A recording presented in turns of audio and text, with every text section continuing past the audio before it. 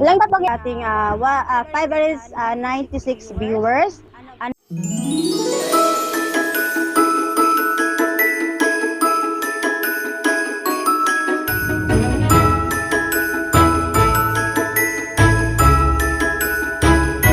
For sa ating mga head crowns down to members.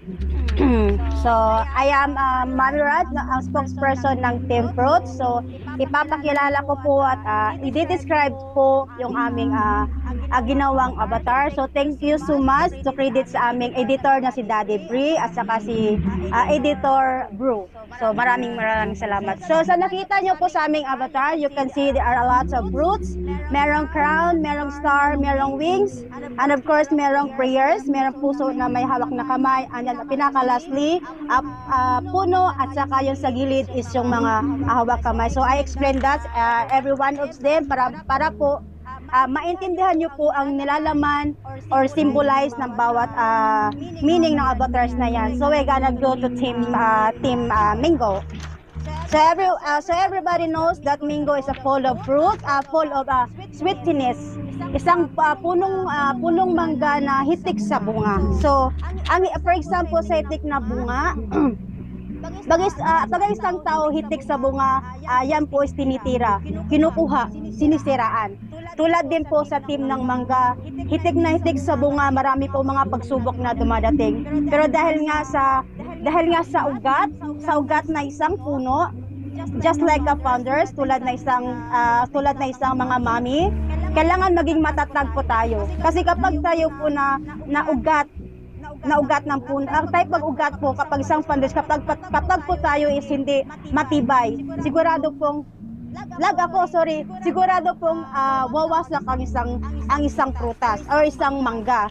So ang isang prutas or isang mango is napakasarap, may matamis, may masarap, may alanganin sa hinog, alanganin din po sa hilaw. So even though sabihin natin na kapag green or either green yung kulay ng mangga, pero pag kinagat mo is matamis. Kapag meron naman pong yellow na kulay na mangga, pag kinagat mo is meron ding hindi po matamis. So I'm gonna give some examples po sa matamis na sabihin natin green pero matamis. Tulad po na isang members.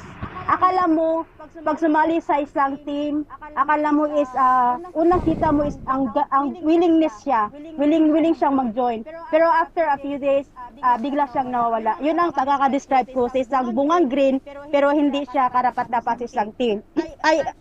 Isang bungang green pero hindi siya karapat-dapat sa isang team. Tulad din po sa isang mangga, isang matibay, isang malakas, as a very strong personality po ang isang tulad ng isang mangga.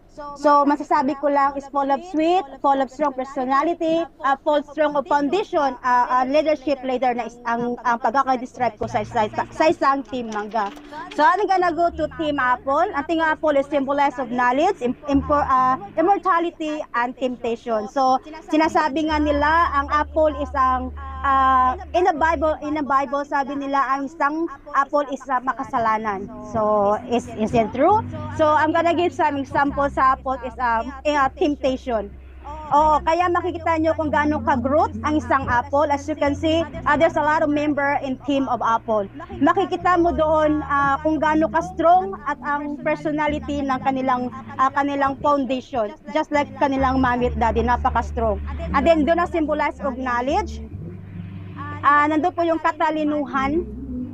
Marunong silang they orient their teams, ino-orient nila ng maganda, ino-orient nila ng with heart, with puso, ino-orient nila ng pag in-orient nila isang members nagsistay. So I just can see na they are very strong symbolize of knowledge, symbolize of immortality and temptation. Immortality, masasabi ko lang kahit sabihin natin they are a very immortality, kahit anong patayin mo, patayin kahit anong mga pagsubok nga nangyayari sa kanilang team, they are very strong, they are very bumabangon pa rin sila para sa kanilang team. That was example, or that is the meaning of Team Apples. As I'm gonna go to the Team Orange. So everyone knows Team Orange is symbolized of positive vibes, full of vitamin C. So ang isang orange is isang matingkad na kulay, is very orange. Kahit sabi natin it's a very dark places, pero pag makita mo yung tingkad at kulay ng isang orange, nangingibabaw talaga siya. Kumbaga sabihin pampatibay ng kumbaga sabihin natin siya nagbibigay ng tibay sa isang team. Symbolize of positive vibes. I'm gonna give some example sa symbolize of positive vibes sa isang grupo. Makikita mo doon yung jolly ng isang team. Makikita mo doon na merong katuwaan, especially pag magla-live sila. Kailangan they are very lively, very jolly. So that's why they can recruit, they can invite the other people.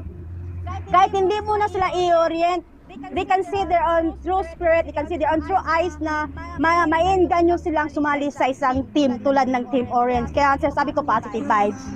And then we're gonna go to the Team Cherry. Sorry, pag may aking background ha. So we're gonna go to the Team Cherry, symbolize of hope or pag-asa, bagong simula at kaginhawaan. So we're gonna give some example of symbolize of hope. Masasabi natin ang team fruits ng cherry is a very small, but is a very full of sweetness.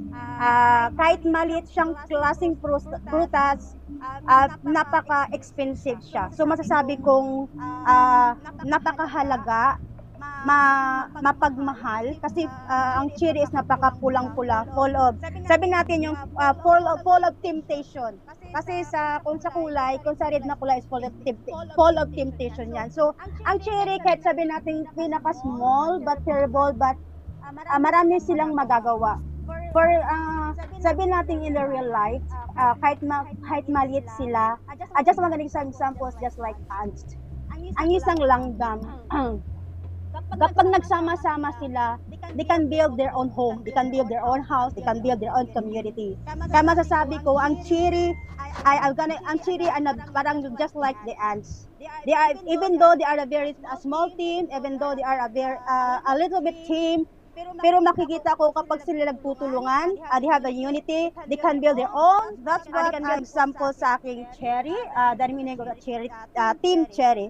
So I'm gonna go to Team Pinya. So everyone knows that pinya is a lot of ice. Sabihin natin, ang pinya is maraming nakikita. They can see their own bad side, they can see their own good side. So I gotta go to the good side. Ang isang pinya, or I'm gonna give some example sa good vibes. Isang pinya, sabi natin kahit sa labas is kapag hawakan natin, di ba nasusugatan tayo? Tapos kailangan natin gumamit ng glove, kailangan natin gumamit ng pamprotekta sa ating kamay para hindi po tayo masaktan. So dito nga, ang pinya, pag binuksan mo is napakasarap, pero sa labas is mahirap buksan o mahirap siyang balatan. So kung dito sa team ng TFT, kahit sabihin natin ang pinya is kumbaga is mahirap siyang kunin, pero they can use their own symbolize of good fortune, good luck, abundance, full of wealth, and sabi natin yung nagsisimbolize siya ng good luck. Nagbibigay din siya ng good fortune sa isang team. Nagbibigay din siya ng kumbaga naghahatdak rin siya na maraming members na siyang magbi-build na kanilang team. Isang pinya, sabi natin kahit maraming mata, meron siyang nakitang dapat nating ayusin, or mga nakikita tayo na hindi maganda na dapat din nating ayusin. So I'm gonna go to the good side. Good side. Sa pinya, actually I don't like pinya, pero actually the pinya is a very sweet. So isang pinya, meron isang pinya na may matamis at meron po hindi rin siya matamis. Kung sa buhay natin, atin po siyang ikukumpara sa in real life, na ang pinya, kahit sabi natin matulis, meron din silang puso, meron din silang mapagmahal din sila in the real life. So ang yan po yung ang pagkaka-describe ko sa ating pinya. So I'm gonna go next to the banana. So banana is a symbolize of a strong foundation full of potassium. And then pampalakas ng tuhod. Kung sa potassium pa, pampalakas ng tuhod, pampalakas ng Iron. isang team. And then example ko po yung sa banana is dun mag-una po ko sa ugat ng isang banana. So symbolize of leadership yung ugat ng banana. And then just like tulad po sila just like na mga mommy at daddy natin. Kapag walang mommy at daddy, siguradong hindi po tatayo ang isang puno or isang fruits or anumang itinatanim natin. Ang ugat ang siyang nagbibigay ng energy vibes. Pundasyon. Kailangan ng isang ugat para mabubuhay ang isang tao or mabubuhay ang isang prutas para lalago, magkakaroon ng masaganang bunga. So, I'm gonna describe sa branches. Ang branches po naman is yan po yung ating mga officers. Sa branches na isang banana, sila po yung i-describe ko as officers. Sila po yung nagbibigay ng mga protein, vitamins, lahat ng mga full of vitamins para lang maglalago, magkakaroon ng bunga at magkaroon ng magandang leaf. Yan po yung pagkaka-describe ko sa isang branches. And I'm gonna go to sa dahon. Sa dahon muna. Ang dahon po, yan po yung mga members dahon. So, dahon muna. So, ang dahon, sila po yung mga members. Sila po yung tumutulong sa pagpuprotect ng ating mga founders, ng ating mga officers. Kasi minsan, meron din tayong mga officers na nangihina, officers na nawawalan ng pag-asa, officers na madama. Kailangan meron tayong isang members na they have their strong personality, na strong, kumbaga, napakalakas na leadership na kaya niyang panghawakan, kaya niyang protektahan ang ugat at ang branches. So, I'm gonna go to the bunga. So, next to the fruits or bunga ng isang banana. So, ang bunga ng banana, there's a lot of babies, diba? Parang ang daming kumpul-kumpul. So, makikita mo, pag isang team, maganda ang bunga at malago at hitik ang bunga ng isang team, makikita mo doon kung gaano kalakas ang isang leader, kung gaano kalakas ang mga officers at gaano kalakas ang isang team. You can see their own, they have unity. Meron silang unity, meron silang pagkakaisa. So doon mo makikita sa bunga kung gaano ka masustansya ang isang prutas. Meron din isang banana na makikita mo a few pieces of the fruits, doon mo makikita na hindi healthy. Kumbaga sa isang team, papatay-patay na ang isang team. Tapos, meron din akong i-describe about doon sa dahon, what we call, sa isang puno ng banana, kapag nakikita nyong malanta na, di ba pinuputo siya, tapos ginagawa siyang, tinatapon siya sa gilid kasi wala na siyang silbi. So, kumbaga sa team, kapag meron isang team or isang madama or isang maarte, isang UE, kumbaga salot na lang sa isang team ninyo, just take away. Alisin niyo sa isang team niyo. Huwag niyo i-stay, huwag niyo i-keep kasi kapag i-keep niyo yan sa inyong team, sigurado sisira at malalanta, mabubulok at hindi na makakain o hindi na maibibenta sa market ang ganyang klaseng prutas. Tulad rin po ng isang member na masyadong madama, masyadong maui, itapon nyo. Because hindi rin naman po kawalan sa isang members o sa isang grupo pag mawala yung isang, what we call this one, parang bulok sa isang team. So, ayun po ang pagkaka-describe ko sa team banana, sa fruits na banana. So, I'm gonna go to the fruits of watermelon. So, everyone knows the watermelon is a very, very, very full of sweetness, very napakagandang bunga.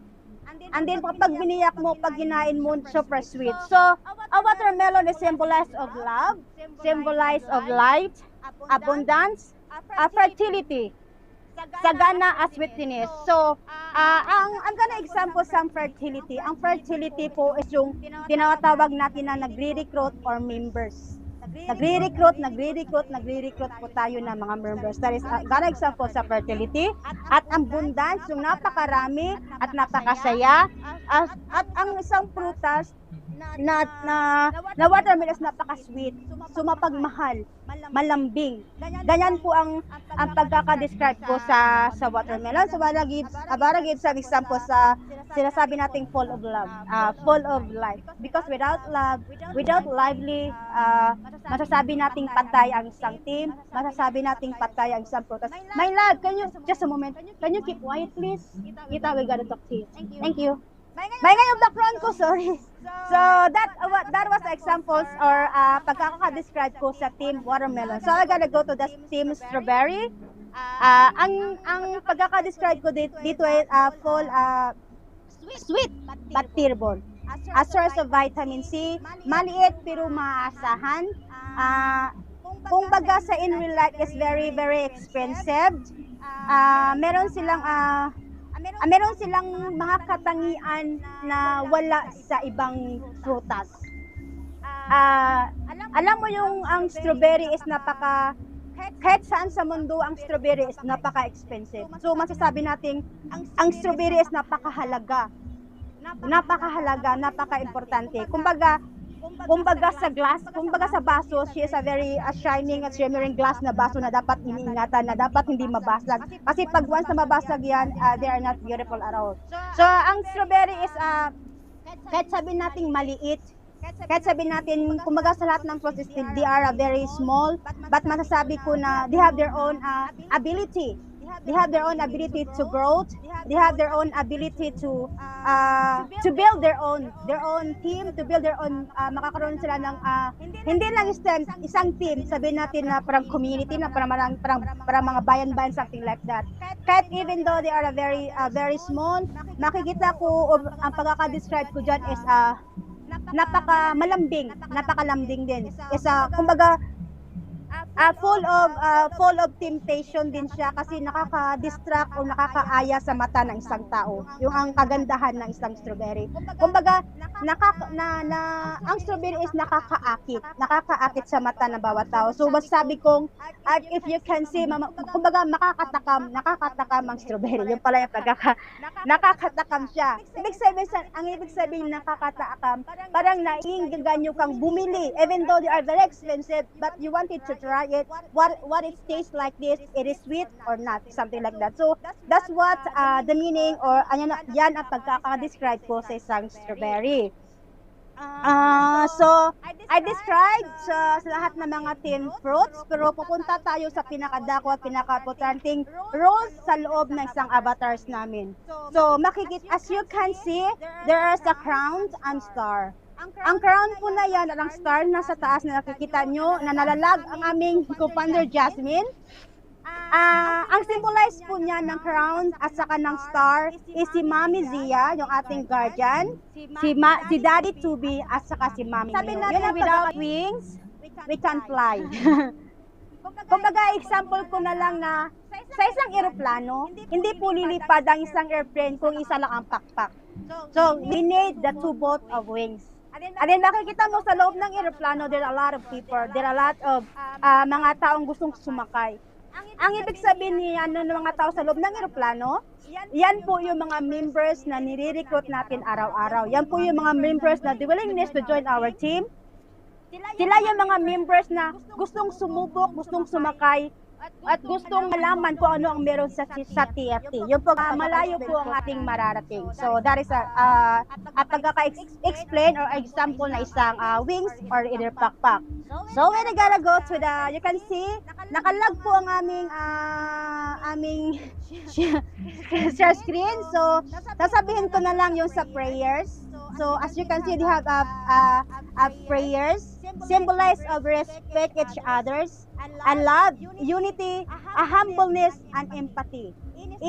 Kumbaga, doon sa prayers, isa na po yan. So, kahit hindi ko na po i-identify what is the meaning of the prayers, lahat na po sama-sama yan. Yun, kumbaga sa 7 rows, andun na po yung prayers. Kasi without prayers, without guidance of our God, without guidance from above, we are nothing. Wala tayong magagawa. Hindi natin magagawa isang bagay without guiding sa, kumbaga kumbaga kung sa sarili mo lang inaasahan mo, hindi mo talaga makukuha yan. Kaya sabi ko one and all. Kaya prayers yun ang pagkaka-describe ko. So we're gonna go to sa ating avatar na heart with hands. So as you can see, merong dalawang kamay, and then you have the heart on the top. Ang pagkaka-describe ko dyan is empathy, pusong mapagmahal. Yes. For me is empathy. Because, alam mo, yung kamay na yan, pag ang puso na laglag, o kapag ang puso na broken, kailangan merong taong gumagabay. Sa isang team, kapag isang members mo is nawala na ng gana, nawala ng saya, nawala na ng sigla, kailangan ng isang kamay o isang kamay ng isang leaders, kamay ng isang founders na siyang mag-lift up sa isang member na nanghihina. Isang kamay na siyang magbibigay pag-asa, isang kamay magbibigay ng magbibigay ng pag-asa na kaya niyang gawin. Kung ano man nagagawa ng isang founders, kaya niyang gawin, hindi lang niya kayang gawin, mas more than pang kaya niyang gawin. So, and empathy. So, yun sa heart, sa puso, empathy. Pag wala pong empathy sa isang grupo or sa isang team, sigurado mawawasak po ang ating grupo na siyang ating binubuo. So kaya nga sinasabi natin sa isang team, magkakaroon tayo ng respeto, empathy, unity at saka loyalty. So we're gonna go next to puno. Nakikita niyo po sa aming avatar, meron pong puno. At hitik ang kanyang bunga at hitik ang kanyang dahon. So, ang puno is symbolize of leadership. Isang puno or isang sagana sa bunga. At isang matibay at strong na personality, kumbaga. And then, we're gonna go to, kaya na-explain ko kanina, sa ugat, sila po yung mga ninuno. Sa ugat na, kumbaga sa ugat, sila yung si Daddy James, si Daddy Drew. Yan, yun ang example ko sa ugat. Si Daddy James, si Daddy Drew. Because po, pag wala si Daddy James, si Daddy Drew, do you think mabubuang titi? Do you think makikilala ang titi? Of course not. So kaya nga, they are examples sa ugat.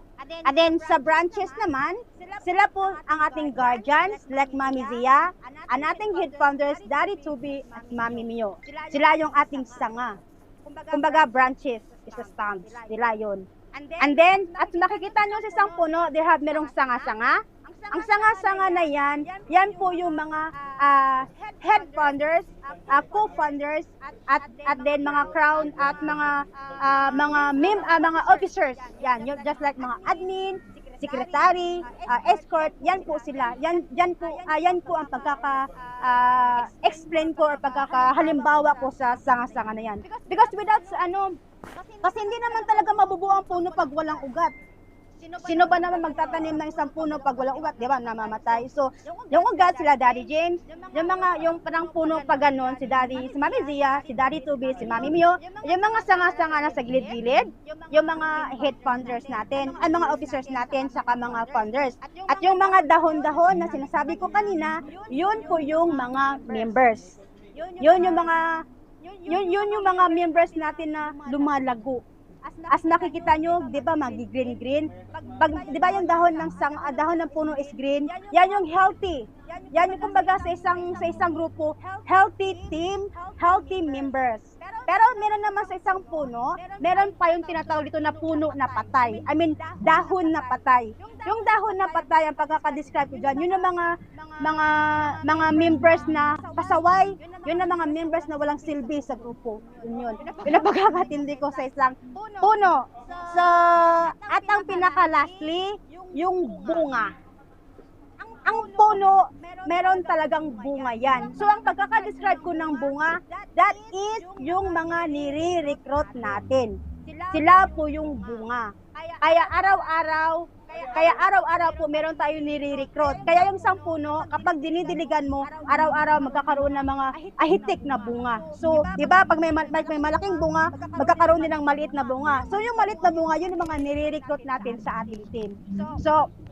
So yan po ang pagkaka-describe ko sa puno. So, at ang pinaka-lastly, yung makikita nyo po sa aming avatar, yung kapit bisig.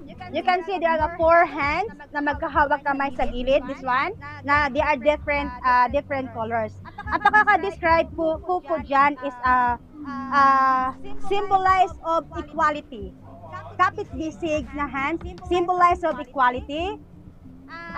Alam nyo yung ibig sabihin ng symbolize of equality? Kahit iba't ibang lahi pwede pong mag-join sa ating team.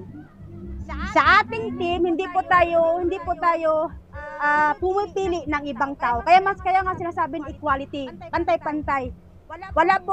Hindi po pwedeng sa team natin puro Pinoy lang, 'di ba? Sa isang team meron na iba't ibang lahi.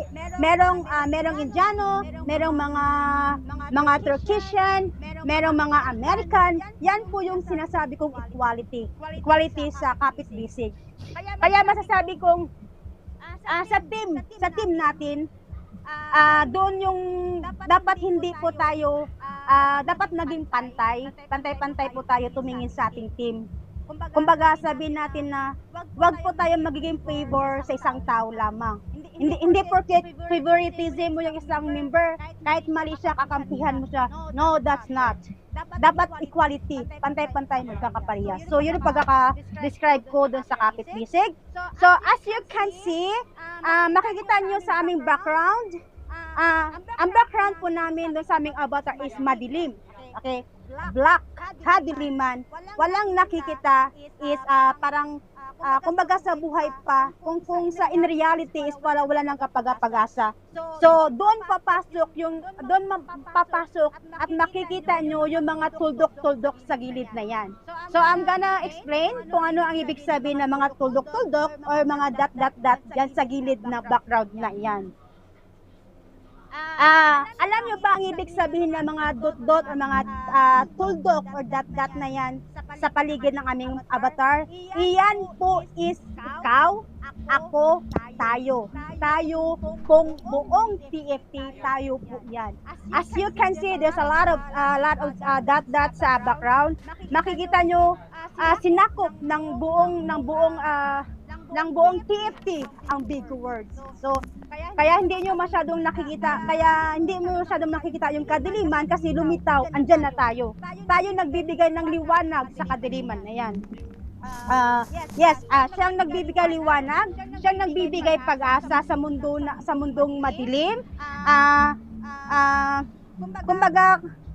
Kumbaga is kung nagsimula tayo sa walang-wala. Nagsimula tayo sa kadiliman, nagsimula tayo sa dugmok. Pero nang dumating ang bawat isa sa atin, andun na tayo, makikita mo yung kaliwanagan. Makikita mo yung ang determinasyon ng bawat isa. At nakita mo yung very strong personality, very strong teamwork. So makikita nyo sa ating background na there's a lot of that tayo po yan. So hindi po sabi kami lang na team pros, is not. Lahat po ng buong pros, lahat ng buong animals, team insect, tayo po yun ang symbolize ng mga tuldok na iyan. So nagpawisan ako. So thank you so much. Maraming salamat po sa pakikinig. Yan po ang pagkaka-explain o pagkakapaliwanag ko sa aming fruits na avatar. So Mami Arisha, thank you so much. Sana naintindihan at liwanagan. Explanation ni Mami. Akala ko hanggang bukas pa tayo. Charis. So, pakilala, wag lang habaan, and then open cam. Ganun lang. Tapos next, prepare ang living in the water, okay? Prepare ang living in the water. Next kayo. Pakilala, open cam.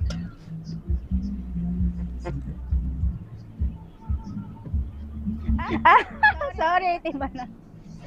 Okay. Ikaw na. Sorry. Sabi po sa lahat. Ako po na si ano. Ako po pala si Kevin, founder po. Thank you. Yung bumaon talaga. May wala talaga, naglag ata. Sige, magpaliwanag ka mamaya. Hi guys. Hulaan nyo kung sino ako.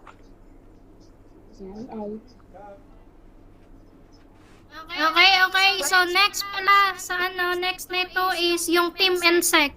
Okay? Thank you everyone. Thank you. Thank you, Team Fruit, sa support. I love you guys. I love you. Daddy Open cam man, saglit, siya. open cam.